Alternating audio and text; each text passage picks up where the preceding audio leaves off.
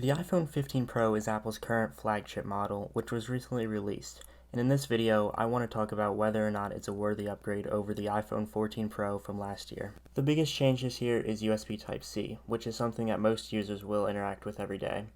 Some people don't like USB-C because they have to buy new chargers, but in the future, as everything continues to switch to USB-C, it's going to make more sense to have more USB-C enabled devices, and as a phone is probably the most used device for a lot of people, I'd say USB-C is immediately a good thing. The USB-C port also allows for faster and easier data transfer, more accessories and other things, which I've already covered in other videos. Last year's 14 Pro used the Lightning port, which is now 11 years old, and it was introduced with the iPhone 5 back in 2012. The next change has to do with the frame, and while a lot of people put cases on their phones, the stainless steel is now replaced by the much lighter titanium material, which also feels nicer in the hand in my opinion. And it also is much easier to clean, and it stays clean for longer.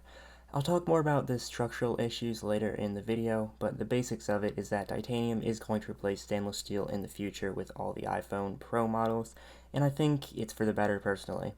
The corners are also more rounded off on the 15 Pro compared to the 14 Pro's corners.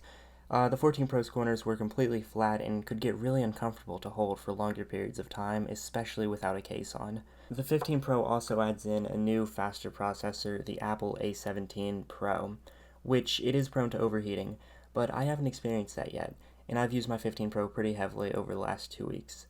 The new processor makes a slight difference in performance right now, but in the future, years down the line, it will keep the phone running better as software updates come out and the phone gets older. The 14 Pro was still running pretty well last time I used it, as iPhones tend to age pretty slowly.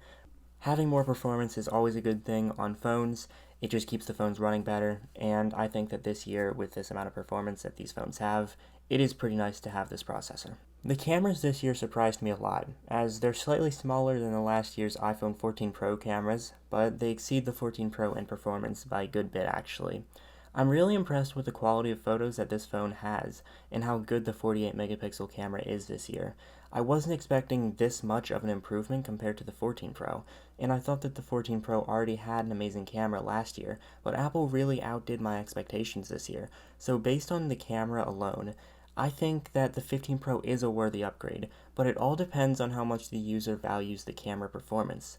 With that said, the 14 Pro's cameras are still great, and they probably always will be, but the 15 Pro has a big step up in my opinion, but once again, it all depends on how much the camera is used, and that varies from person to person. I use my phone's camera a lot, so this makes more sense for me to upgrade than somebody who maybe just never uses a camera, or doesn't really do a lot of photography using the phone. The 15 Pro's battery life is, in my experience, the same as the 14 Pro. I haven't had any poor battery issues, but I also had no problem with the 14 Pro's battery lasting a full day. I've been using my 15 Pro pretty heavily since I got it, and the battery life has lasted as I'd expect from a modern high-end iPhone. The 15 Pro seems to charge faster than the 14 Pro, using a higher wattage charger, but I haven't ran any specific tests on that, so I can't confirm that it's 100% true. The 15 Pro also has some cool new features, like the action button, which replaced the mute switch that Apple had from the iPhone 2G and even still has on the base model 15. And it adds more purpose than the mute switch had, and in my opinion the action button is better, because it involves less work to use than the ringer switch did, as the ringer switch was kinda hard to access in a thicker case. A lot of people talk about how yearly upgrades are unnecessary and bad, but with how high trade-in values are for the 14s, I think that it can be worth it for a lot of people to upgrade every year. I think that it's worth it to upgrade for my use of the phone, but it really all depends on how the phone is used. I'd recommend anyone with a 13 or 13 Pro or lower to upgrade, but the 14 Pro still seems to be relatively good, besides the reliability issues that some people have experienced. And even though the 15 Pro has its issues right now, a good amount of those are software related and will be fixed with the software updates.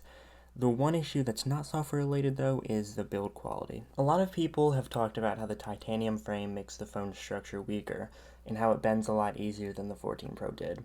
I've talked about this problem in my video last week, but I want to go over this once again. This is not a non-existent issue, as it will be a problem for some users, but for most of the users of this phone, this will not be a problem. I've seen more users reporting the back glass separating from the phone, and even the front glass coming apart with this phone, And that's a really annoying problem, but it is unit dependent, so some units will have this issue while others won't. It seems like most of the people who have had this issue have reported it, but the other side of it is that for everyone who has reported the problem, there are people who have had no issues with the device and have nothing to report. These devices are mass produced, so of course there will be some bad ones, but I want to make it pretty clear that these issues are happening, and it's really annoying. So it might be a good idea for people who bought a 15 Pro or a Pro Max or even a normal 15 to check over the phone to make sure that the phone is put together properly and nothing is misaligned or damaged out of the box. It's really a good idea to do that with any tech product purchased because nobody knows where these products have been and what happened with them before they were sold. So that's just what I'm going to say on this. So thank you for watching this video. If you liked the video, a like would be appreciated. And if you want to see more content like this, you can subscribe. Also, something that I realized while editing this video is that my phone has a dent on the corner. No idea where that came from. I am 100% sure that was not my doing because I've never dropped this phone or anything. So that's just proof that these phones do have some factory defects, and it's annoying. I might try and talk to Apple about this. I don't know if it's worth my time yet, but thank you for watching. Goodbye.